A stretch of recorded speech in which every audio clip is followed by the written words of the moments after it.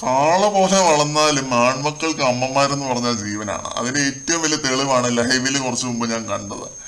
ചിരിയും കരച്ചിലും എല്ലാം കൂടി ഒരുമിച്ച് വന്നു.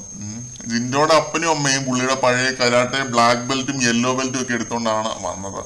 അതൊക്കെ എടുത്ത് കെട്ടി നോക്കുന്നൊക്കെ ഉണ്ടായിരുന്നു ജിൻഡോ എല്ലാവരുടെയും മുന്നിൽ വെച്ചിട്ട്. നമുക്ക് ഓളവും ആഘോഷവും ഒക്കെ ആയിരുന്നു. എന്നിട്ട് പിന്നെ അമ്മയുടെ മടിയിൽ പോയി തല വെച്ച് ഇരിക്കുന്നുണ്ട് ജിൻഡോ. പുള്ളിയുടെ അപ്പൻ തലയിൽ തടവുന്നുണ്ട്. അതൊക്കെ നല്ല ഇമോഷണൽ ഒരു മൊമെന്റ് ആയിരുന്നു. ഇത് കഴിഞ്ഞിട്ട് 3 പേരും പീപ്പിൾസ് റൂമിലേക്ക് ഇരിക്കുന്നുണ്ട്. ഇതൊരു മത്സരമാണ്, മത്സരമായിട്ട് കണക്കാക്കിയാൽ മതി. എല്ലാവരും ജീവിക്കാൻ വേണ്ടി, ജയിക്കാൻ വേണ്ടി പലതും പറയും. നീ തളരരുത് എന്നൊക്കെ ജിൻഡോയുടെ അമ്മ പറയുന്നുണ്ട്.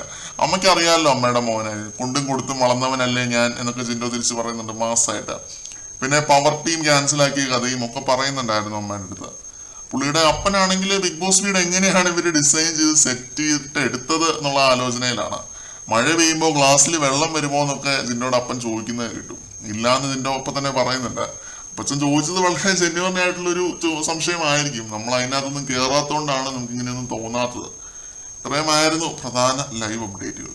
ഈ സീസണിലെ ഫാമിലി വീക്കിന്റെ ഒരു ഗ്രാഫ് പരിശോധിച്ചാൽ ഫസ്റ്റ് ഡേ അട്ടർ ബോറായിരുന്നു, ഫ്ലോപ്പായിരുന്നു. പിന്നെ ഇന്നലെ ഒന്നും അപ്പായിട്ട് വന്നു. ശ്രീധുവിന്റെ അമ്മ കാരണം ചർച്ചാ വിഷയമായി, ബാക്ക്ലാഷ് ആയി, സീനായി, ശ്രീധു കുറെ നെഗറ്റീവായി. എന്നിട്ട് വീണ്ടും കുറച്ച് താഴെ പോയ പോലൊക്കെ തോന്നുന്നുണ്ട് കോണ്ടന്റ് വൈസ്.